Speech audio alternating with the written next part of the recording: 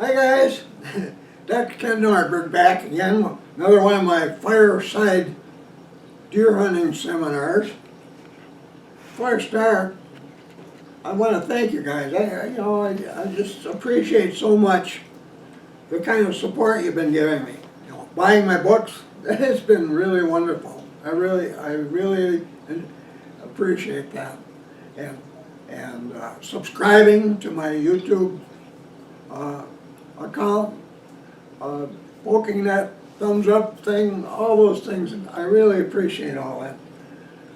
What you don't probably realize that I get tons of letters, emails from guys that have been watching these YouTube presentations, and I really appreciate those too. I'm going to share a couple of letters with you. It's kind of interesting. Let's start with this one here. This is from a bow hunter who lives in southern Minnesota, down near the Iowa border. And being he lives near the Iowa border, those lower counties are seeing an influx of bucks from Iowa. That might not seem significant to you, but I remember some years ago I was asked to put it on some hunting seminars for a bow hunting group in the Council Bluffs area along the Missouri River. And they had a big tent set up there, and they had all kinds of mounts taken by members of this club.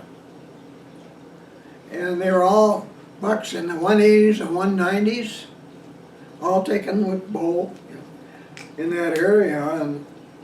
And when I mentioned the fact that, man, this is something, you guys really have done well, and they were looking at me like, well, what's unusual about this? Doesn't everybody get bucks like this?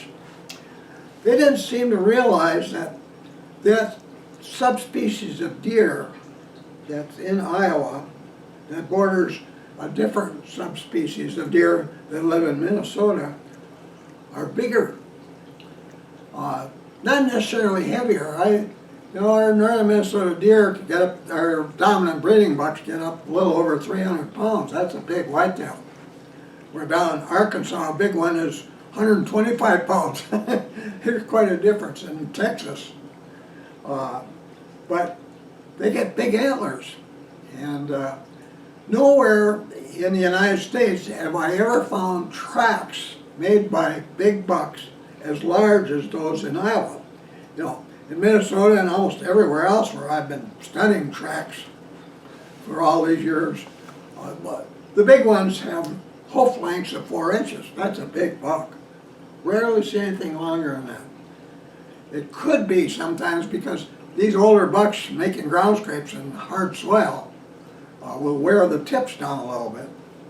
So they might have been longer otherwise, but I found Iowa bucks with 5-inch long hoof prints. And first time I saw something like that, holy cow, wonder what that deer looks like. But that's not an uncommon hoof length in the Council Bluffs area. Well, those bucks that live in Iowa, and they get up toward the southern Minnesota border, they can beat the heck out of Minnesota bucks with the kind of antlers they've got. And so I wish they were moving northward into Minnesota faster than they are, but they do get into those southern counties, those really big guys. Well, but typically, this letter will tell you something about what hunters along that border are facing. This one is from, let's say, a hunter in the southern edge of Minnesota. He says, "Thank you so much for sharing your vast deer hunting wisdom.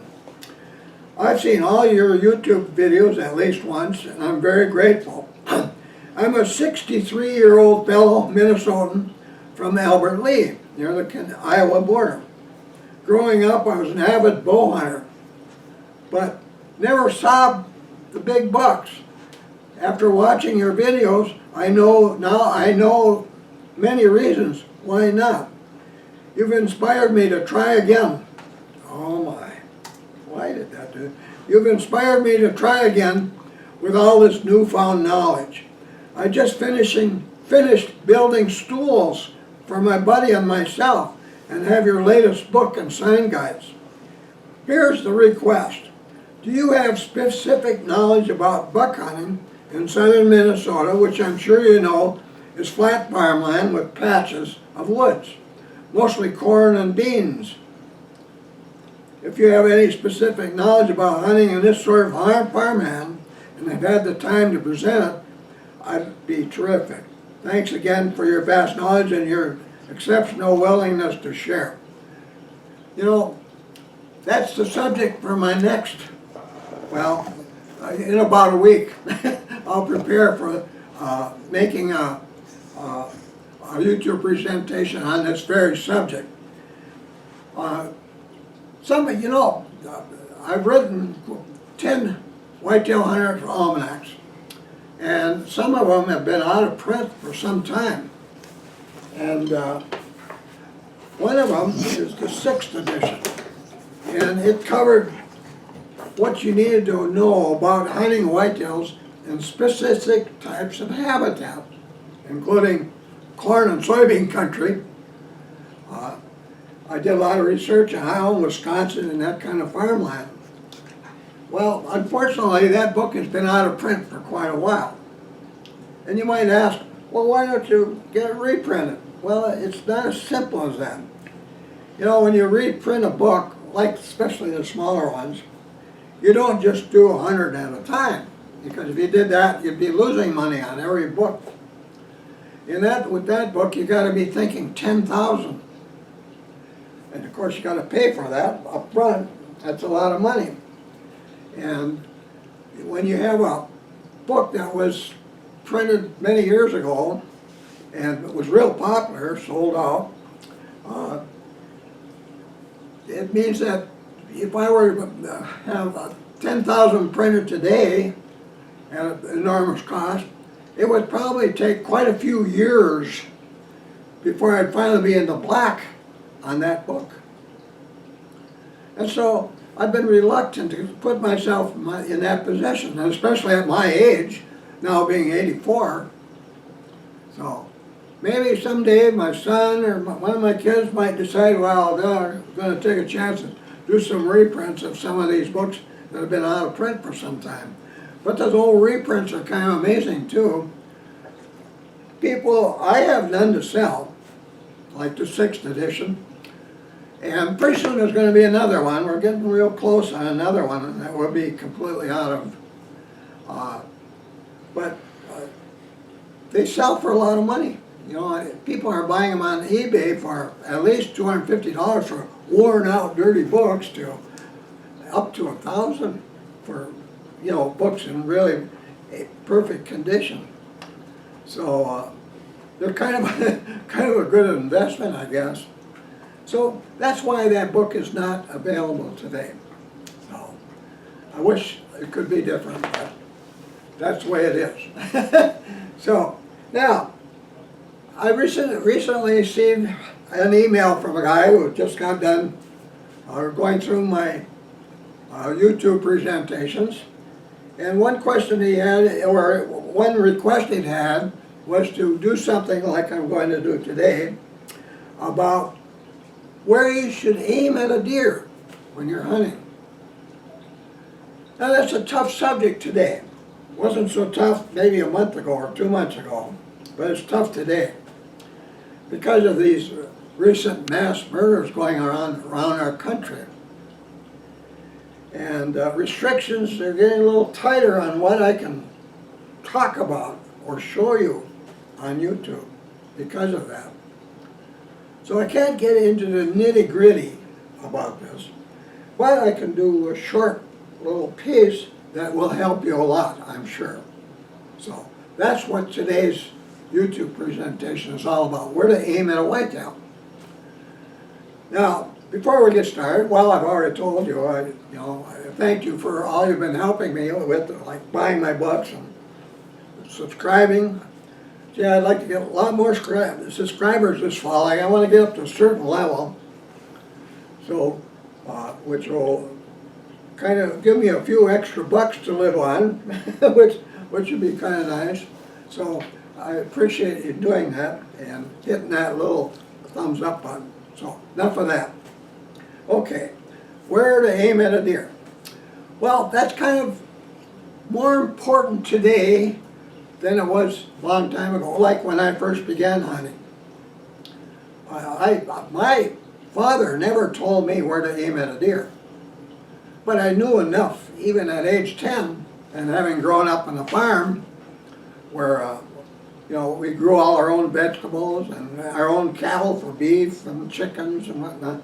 I knew there were places on a deer where you should aim, because you didn't want them to run away, run a half a mile before they go down. What you wanted to happen is for the deer to drop right over there where it was when you took aim and fired and go right down. That's what you really wanted.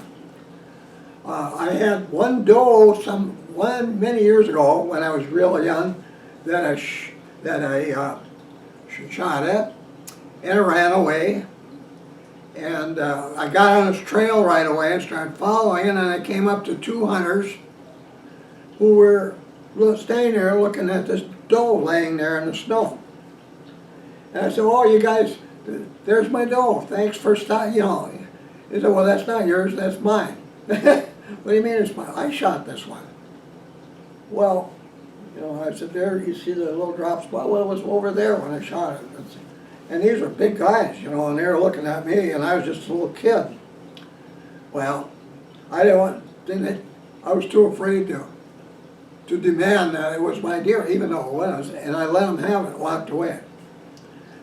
So that's the kind of thing that can happen. In some states, in Minnesota, if you shoot a deer and hit it well, and somebody else shoots at it afterwards, and it's noted that that first shot would have been fatal, that's your deer. In some states, they don't look at it that way. Where I've hunted in the east, where the last guy to fire at the deer gets the deer, no matter what the first guy did. So you don't want that to happen. And nowadays, another reason why it's important is because nowadays we have to be as humane as possible when harvesting whitetails. One of the things we do, we're volunteer labor in managing deer, managing wild game. We take up the job, and it's a necessary job of hunting deer because every deer, whitetails, double in numbers wherever they live. And nowhere in the United States, and I've mentioned this before, is there an area where there's enough food in winter to feed twice as many deer as there normally is in an area like that after that. So we have to we have to harvest the excess. It's like raising beef cattle. You get so many on a large acreage, and pretty soon there's too many for what food is out there. You have to keep harvesting the excess. And beef farmers do that all the time. Well, we do that with deer as well. So in the case of the cattle, they don't get much of a chance. They're shipped to places where they process beef and then shipped in refrigerator cars by railroad to cities all over the United States. That's a good way to do it. Well, at those meat packing plants, their big job too is to end the life or harvest those animals humanely. Well, it's getting to be really important that we should be noted for that as well. We harvest whitetails humanely. And what that means, humanely means, we would like them when you fire at them with a gun or bow, and a bow used properly is every bit as deadly as a firearm. I know, because I've done a lot of hunting with a bow, with deer and bear. But we want to be as humane as possible, which means we want that deer to die quickly, no suffering. That's it, done. Well, that's part of the reason I hunt the way I hunt. I've been teaching you about how I hunt whitetail. I hunt in a way that one of the good things about it is mature buck effective. I see and take mature bucks regularly. My three boys and I have taken 101 since the year 1990. That's a lot of bucks. I'm sure you know no one who has taken so many mature bucks, any 4 people, that many since that time. And we could have taken more, but because deer numbers have been low in our area forever, because we hunt where the greatest concentration of gray wolves is found in the continental United States, in northern Minnesota, northeastern Minnesota, and deer numbers are way down because of that. We quit when we got our 4 because we don't want to overhunt our bucks or any of our deer for that matter. So we quit at 4. We're done. That's enough venison. That's enough Polish sausage and corned venison and all kinds of good things that we eat every year. Well, that's where we quit. But we everybody in my gang, they're all schooled to make sure that our harvests are humane, very humane. So that question, or that request sent to me by a hunter about where to aim at a deer was a good one. That's a real good request. So for those of you who aren't sure, now you can disagree with me, you know, like probably if my Uncle Jack was still alive, he'd disagree with me because he was just the best shot at bounding deer of any person I've ever known. My son Ken is good at that, and my son David has been good at that recently. But me, I've never been good at that. I don't even raise my rifle when that deer is bounding like that, because I know I'm not going to hit it. I'm not going to come close to it. So what I want is a great way to make sure my shots are humane. And my whole way of hunting is geared for that. What I end up with using the stand hunting methods that I teach is shots at deer less than 50 yards away. In fact, almost every deer I've fired at since 1990 except one. That was a 400-yard shot. That was a perfect one-shot kill too, because I know the trajectory of my rifle that well. But anyway, all but one were within 30 yards. There's some people on my gang who've done much better than that. My daughter, my oldest daughter, Peggy, has taken one at 11 feet. My grandson, Ryan, got one last year at 10 feet. But the one who beats them all, this is a record, is one taken by my son John. He got one from 3 feet. And he was sitting there ground level on a stool. How about that? So, tells you how good that kind of a hunting method can be. But anyway, we drop deer in their tracks every time we can. Sometimes they're a little far away. It takes some real special good shooting in that case. Now, you know, the most common, especially if you're a bow hunter, you're always thinking of heart-lung shots. And when I bow hunt, I'm always in a tree. It's where it has been for many, many years. And I always insisted on a quartering away shot. It wasn't always quartering. Sometimes it had to be broadside, but it either had to be broadside or quartering away. And I always hunt about 9 feet. And 9 feet, and when I shoot a buck with a bow, it's almost always within 20 yards. And I like 20 yards because I like one pin. I mean, I can adjust the pin up and down. I don't need all these extra pins to decide where to aim. But I like one pin, and it's got a ring around it, and I throw that baby up, and if it's within 20 yards, my bow is flat enough shooting it, and there's going to be any variation. When I see that brightly colored knock flying in front, it's going to end up right on the spot where I aimed at the deer, 20 yards, flat shooting bow.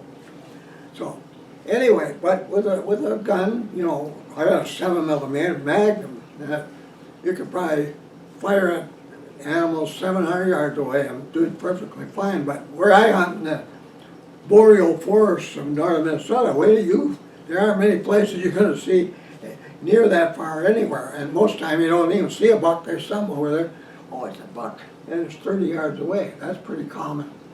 You know, easy shots. But anyway, my hunting is geared to provide easy, one-shot harvest of unsuspecting deer. Now, unsuspecting means they're standing there, they don't know anything, they're looking around, or they're eating or drinking, but they don't know I'm anywhere near. Unsuspecting. So just standing there, easy shots, or slowly moving. You know, maybe, oh, it's going over this, there's a spot ahead of it, and I'm on that spot, and he comes into it, and I put my spot, my crosshairs, my duplex reticle, right on the spot where I want to hit the deer, and that's where I always hit. I haven't had to do anything with my scope for years and years, and it's so reliable. I always know that's where it's going to be. So, anyway, because of restrictions on what I can show you or tell you, I'm going to refer to my book. And this book does a really good job. If you do nothing else but aim where this book suggests you do it, you are going to have one-shot harvest of whitetails for the rest of your life. How about that? I'll take this first picture here. The buck standing broadside. Now, everybody keeps wanting to hit the heart down here, right behind the near hind leg. You know, shoot right there, hit the heart. Well, if you're up in the air and you do that, well, you'll probably not. You'll go under the heart and down the outside on the brisket. You know, if you're 9 feet up, if you're 16 feet up, my gosh, if you aim there, right behind the hind leg, you might just hit a leg. Now, much better, you know, and a whitetail, you know, a heart-lung shot whitetail can run up to 150 yards before it goes down. There are typical signs along that route, which I can't tell you about. You can read all about in the book. But that's not necessarily the best shot in the world, really. Much better are these deer. If you never shot anywhere else at a buck or a deer, any whitetail, if you shot, you know, right behind the neck comes down, there's a little hump here, not like on a moose. That's a great spot to hit a moose. See, there's a little hump there where the neck connects to the body. It raises up. So right behind where the neck attaches the body, you go down about 4 to 6 inches. Now, when you shoot there, this is an extremely fatal shot. You're going to hit the spine, for one thing. I mean, the deer's going to go right down. It isn't going to go anywhere. It's going to go right where you should bow and down. Really a humane shot for many reasons, which I won't go into. I read about in the book. That's a wonderful shot. High in the chest is better than low in the chest, contrary to popular belief. How about that? With a firearm. Now with the bow, that's different. We'll talk about it. Now, my favorite shot for about 20 years now is a neck shot. And I don't know why, but I know why. Many years ago, I had a doe running by me real fast in the rain, and I held ahead of it. And the minute it saw the movement of the deer going past this one big tree trunk, I fired. And then it was gone. All quiet, just drip, drip, drip all around me. Where'd that deer go? I walked over there, and there it was. It was laying right in the trail, right where I shot, and through the neck. And the neck shot broke the spine. Now, it would be really simple if we could say, well, it's in the middle of the neck. But you know, if you shoot in the middle of the neck, broadside, you might not hit bone at all. And if you don't, that is not going to be a quickly fatal shot.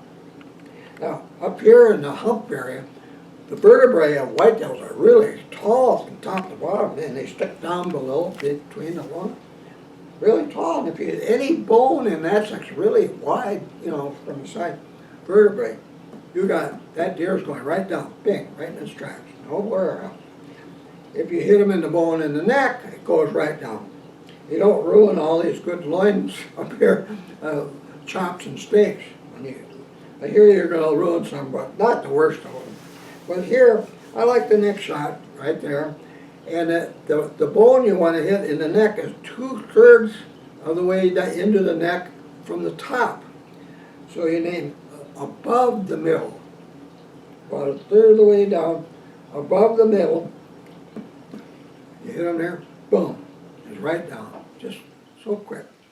No, and you know when he's over there 30 yards by the time you get there. I mean, he's already been dead for a while. You know, there was no suffering. The deer was not all excited. He didn't know anybody was around, in no danger. That is going to be the best tasting venison when you shoot a deer. There's no lactic acid built up in their muscle like they do when they run the long distance. So, best venison in the world. But those two. Now, if you're a good shot, now if I got a long range shot, I won't shoot at the neck. You know, if I'm out there 100 yards, I go for the hump, about 4 to 6 inches down from the top. There's a lot of hair and there's fat up there and hide, so down a little bit. Pow, that's it. That's my recommendation. If you don't aim anywhere else the rest of your life with a firearm, you'll never have to trail a deer, ever again. Now, if you're a bow hunter, it's different. You know, bow hunter can't be shooting through all this heavy bone. You know, we got to have kind of a clear passageway. We can, I much prefer having a rib shot from. I'll show you another picture here in a minute. But if the deer is broadside, but you can think of this with gun as well. But here's that behind the leg shot. You hold right here is behind this upper leg port right here. If you're level with the ground, that's a good one. But if you're up in the stand, that's not such a good one. It'd be much better to aim in the middle behind this leg, up here. That way, if you aim in there, you probably clip part of the heart and the bullet going through, and you'll get both lungs as well. So aim higher. And you know, and if there's a deer and you're looking at, geez, well, there's 100 yards, forget heart shots. Forget it. Shoot a little high, because if you shoot there and you're not sure about that distance, gee, it looks like 100 yards and it turns out to be 200 or maybe even 300. It can fool you when you're out in the open or in mountain areas. You'll be maybe clipping brisket or a leg. You know, you can't lose if you aim a little higher. Go up to the middle, no matter where you are. Behind that leg right there. Now, if you don't want to worry about ruining shoulder roasts, go a little bit more forward and go with a firearm. Go through that big flat bone. That you know. But main thing is to produce a humane kill. You want that. You don't want that deer to suffer. You get them up here, you're going to hit heart, lung, and even if you miss the heart, 2 lung shots is fatal quickly. Usually within 10 seconds, 10 to 15 maybe, the deer will be down, even if it runs. But a whitetails can run up to 40 miles an hour. They can go 150 yards in that 10, 15 seconds. It's a long distance. But you'll have no trouble finding them. You know, the signs will lead you right to the deer. Okay, let's go to the next page here. One more picture. Here's a deer facing you. That's not uncommon when you're a skilled stand hunter to have deer coming right toward you. And you're up there you're wondering what to do, you know, and I've been taught to go for a heart lung shot, things like that. Well, you just don't get that. Well, I have taken quite a few deer at ground level, sitting at ground level. They were coming right straight toward me. And what I like then is right in the middle of the chest. And you'll get both lungs and the heart.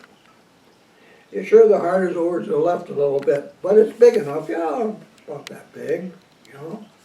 So, right there. Don't go down here thinking that's where the heart is. That might not be a fatal shot. If you hit them there, you might be thinking, holy cow, this is terrible. And you're going to remember, it says, Dr. Nordberg said you shouldn't shoot them there, and look what happened. You'll get them, but it might be quite a long time before you finally get there. But up here, this will be quickly fatal. Every deer I have ever hit there, and there's been several of them, right there in the middle of the chest, has gone down within 1 or 2 jumps, like 10, 20 yards, real quick. But get up here and you got your deer. He's not going to run away. Now, being a neck shot, I'm famous for that. I have taken quite a few that I aimed at that white throat patch right in the middle of it. It's facing them. When it's facing them, that spine is right in the middle, right in the middle. Aim it right at the center of that throat patch. When his head is up like that. Pow. That deer will go down so quick you won't even see it happen. And you wonder, gee, where's the deer go? And you walk over and there it is. Quickly failed. So here, you see that now? You got that? Now, I don't recommend this shot for a bull. Kind of straight at you, straight in the chest. I'd much rather wait till that deer is like that or quartering away. I like the quartering away shot on deer and bear the best. If I'm 9 feet up in a tree stand, for example, when that deer is quartering away and he's within 20 yards, I go halfway down the body from top to the chest area and back further than that hind leg. If you understand deer anatomy, you'll see the ribs come back about this far, back. So what you're aiming at is, well, on the opposite side, the front leg, you'll see the front leg on the opposite side. You're aiming just to the left of that front leg. Here it is, and the deer's facing away, and it can't see you move, and boy, it's great plus to get your gun up or bow up for a shot. Halfway down the body, from top to bottom, and right behind the last rib. It's a heart-lung shot. And if you got plenty of foot-pounds energy in an arrow, meaning a standard arrow with good speed, it's going to exit. That's what you want with a bow. If you get an exit, you will never have trouble finding your deer, ever. If you don't get an exit, you can have a lot of trouble. Same with bear. You got to have an exit wound on that bear. Same thing, quarter range shot. But when you shoot behind the hind rib like that, it doesn't hit bone anywhere until it exits. And it'll still have enough foot-pounds energy to exit. If you use anything that slows down that arrow, like one of these arrowheads that opens up, to make a bigger wound, your arrow could end up not exiting. And that could be lots of trouble, even with a heart-lung shot with a deer or a bear, especially with a bear. With all that cottony fur, the upper, with the entrance wound, just won't have a lot won't give you the kind of signs you'd like to find when looking for them. So keep that in mind. So anyway, all of this is discussed in great detail. Not only that, but how to become really an expert shot. Every time you see a deer, hunters have all kinds of trouble. They get buck fever, they get nervous. We all get nervous. If you get a big buck or a big bear in front of you, you are going to be nervous.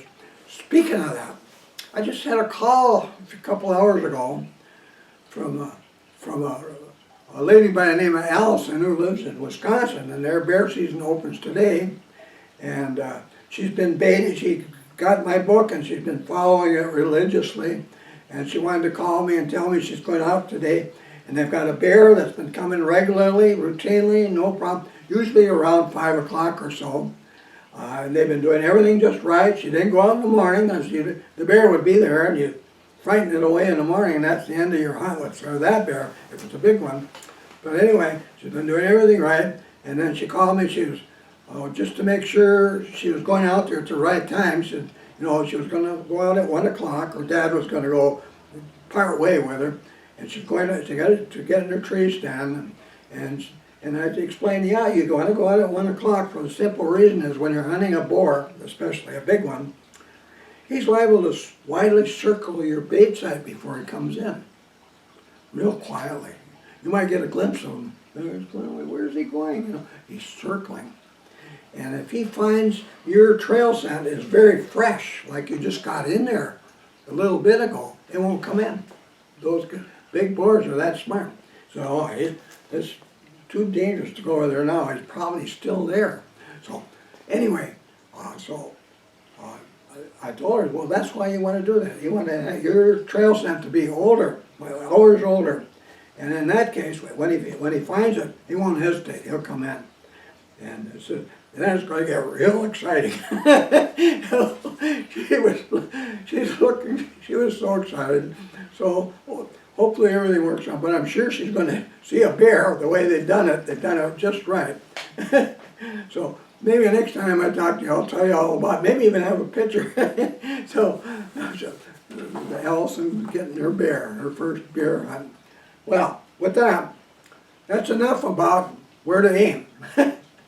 But keep this in mind now, you know, you can talk to 100 hunters, and they'll probably all have different ideas about where to aim, and where to aim when they're bounding, and all kinds of things, you know. But if you hunt like I teach you to hunt, I would say about 95% of all the deer you aim at will be standing or moving slowly within 30 yards. Easy shots. And then if you aim at the spots, I tell you, you're going to be noted for being a very humane deer hunter, and a guy that makes them drop their tracks all the time. You know, I've got a grandson who's taking pride in doing that now, with neck shots. So I'm kind of proud of that. He wanted nothing more than be able to do that. And the last one he got, he couldn't wait to tell me. So that was dropped in his tracks. So there you go. Now, it's getting exciting, you know. I might be 84 years of age, but I tell you, I'm kind of excited today because I got this. It's this year's deer hunting license. I got it yesterday, and having that and my billfold here, ready to go, is darn exciting to me. Now I'm at the point I can't wait to go hunting. Can't wait to go scouting. Johnny and I will be going up scouting in a couple of weeks, and we'll be making some videos in the woods when we're up there, some new ones to work with that we'll have. But it seems like there's never-ending list of videos we want to, subjects we want to talk about, and so I'm sure I'll be at this for a long time. Oh, well, you never know, you know, guy at my age. But thanks again, guys, and thank you for watching. And be sure to subscribe now, and I'll see you again soon. Be sure to visit my website. Here's the link. Here you'll find links to my blog posts, my Twitter account, my YouTube account, my Amazon store with links to my ebooks, my son's eBay store, a money saver if you're ordering from Canada or other countries, my website bookstore, and much more.